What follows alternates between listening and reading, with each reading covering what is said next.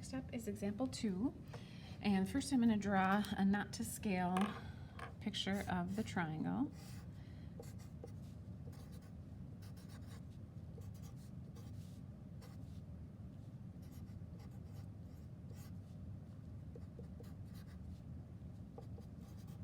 It helps to classify the triangle, and you know then what law to use, law of sines or law of cosines. So if you have the two sides that we know, and then you have the included angle. The included angle is the angle that touches both of the sides. That makes it an SAS. Two sides and an included angle, one right in the middle. If it was one of these, it would be a side-side angle. It would be SSA. But if the angle is touching both sides, it is a SAS. SAS is on our list of law of cosines situations, so we're going to solve the rest of these missing pieces with the law of cosines. So if you notice for law of cosines, if you're going to find an angle, you need A, B, and C. You need all the sides to do that, and we only know two of the sides, so we can't find an angle before we find the third side. So we're going to find A first, and I am going to use the original law of cosines. A squared equals B squared, which is 9 squared, plus C squared, which is 12 squared, minus 2 times B, 9, times C, 12, times cosine of angle A, which is 25 degrees. Order of operations, if you do that correctly, you'll get A. And what I'm going to do is just type all that in at once. I'm not going to do it in pieces. I'm just going to do it all at once.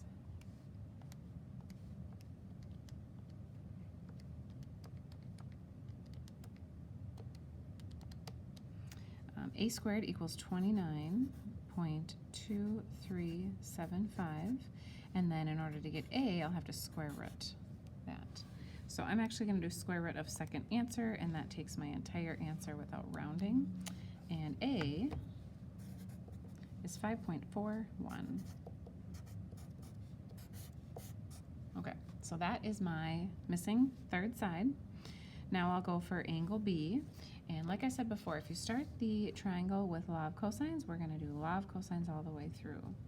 So cosine of B, and I now am looking at this formula, A squared plus C squared minus B squared. So A squared, 5.41 squared, plus C squared, 12 squared, minus B squared, 9 squared, all over 2 times A times C. Order of operations, I need to get my numerator and my denominator together, so that's how I'm going to type it in. And then I'll inverse cosine and get my angle B.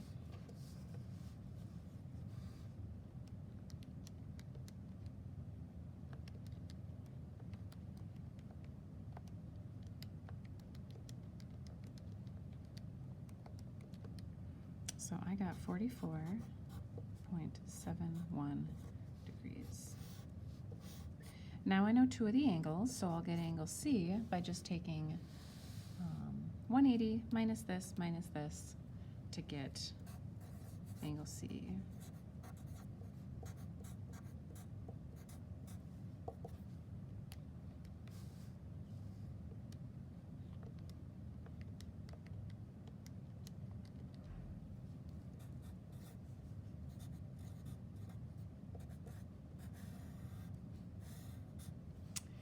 So that is example 2. Now example 3 is a bit of an application problem. It says the pitcher's mound on a softball field is 43 feet from home plate and the distance between the bases is 60 feet. So we are going to assume that a softball field is a perfect square where home plate is here and then the pitching mound is straight out in front of it. It says it's 43 feet out. And then it says that between every base is 60 feet.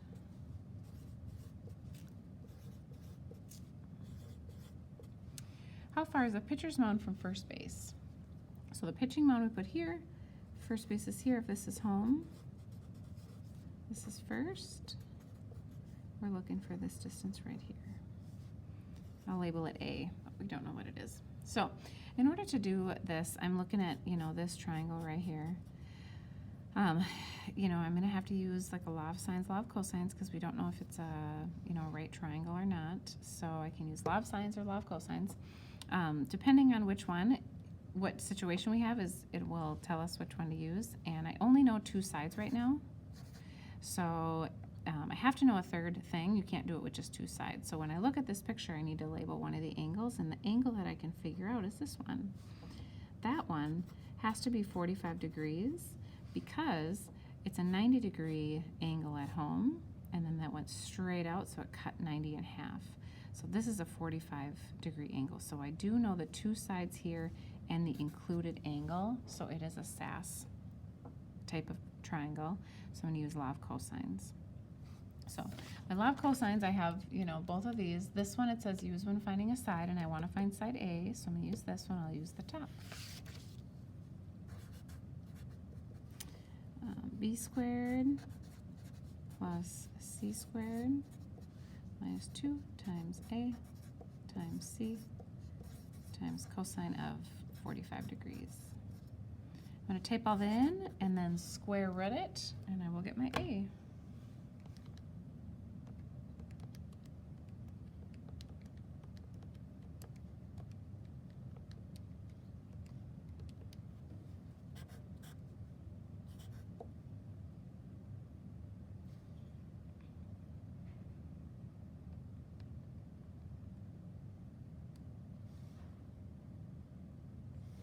You know what?